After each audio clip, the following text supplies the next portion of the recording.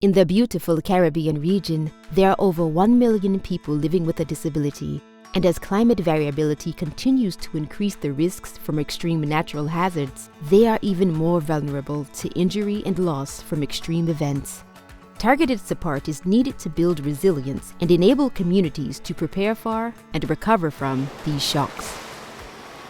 To achieve this goal, a unique partnership between 9 Caribbean countries, the Global Facility for Disaster Reduction and Recovery, GFDRR, and the Government of Canada is transforming disability-inclusive disaster risk management through the Canada Caribbean Resilience Facility.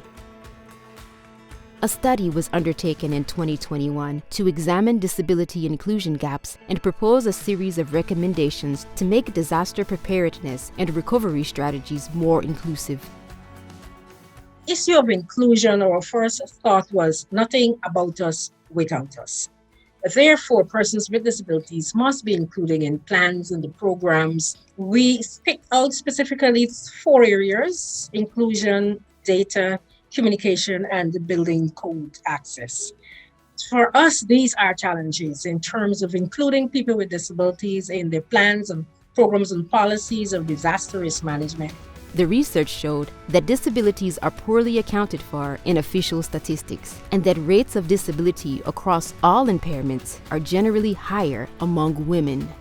And although national governments are committed to disability inclusion with developed policy and national standards that support accessibility of information and public infrastructure, poorly enforced laws and regulations allow barriers to persist.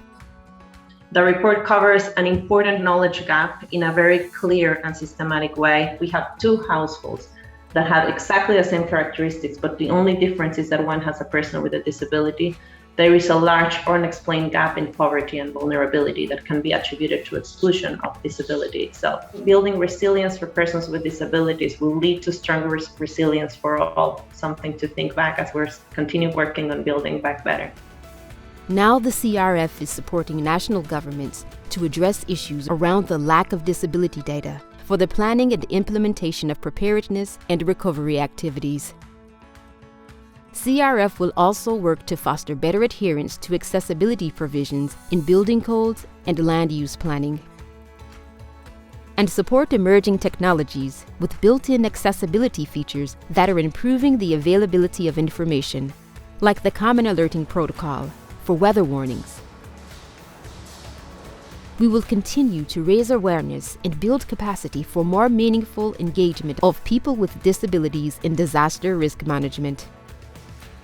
If you just look at the policy, you can think that there's enough set in place that disability inclusion could be or should be easily achieved if people just follow the policy. But the reality is that the policy is not being applied well, and there are lots of reasons for that. Some of it's resources, some of it's time, but mostly it's underpinned by a belief that people with disabilities are helpless, and so it's more efficient just to do it for them. When everything we know is that it's, while you can do something for people in the short term, it doesn't work in the long term. In the long term, you'll get a much better result if you build capacity, if you build inclusiveness.